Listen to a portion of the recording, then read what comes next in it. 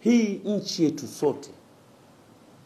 Ni bora tubaki wachache tutakaosema mema na kumtetea, kwa sababu hawezi kujitetea kila siku Mama Samia au Abdul yapitani bwana ile Bugatti sio yangu, hata takiwa seme. Na hata ingetokea kweli kama anayo dhambi, yani mnataka baadaye mumcheke mama yake alikuwa rais yule, angalia anaomba, ndio mnavyotaka atembelee bodaboda muone babani na bodaboda yule mtoto wa rais, ndio sawa hivi, au atembelee crown ya milioni 14. Nyie mngekubali? Mama zenu ngekuwa marais, baba zenu ngekuwa marais, mtembelee crown? Sisemi kwamba watu waibe au wajilipikizie mali, lakini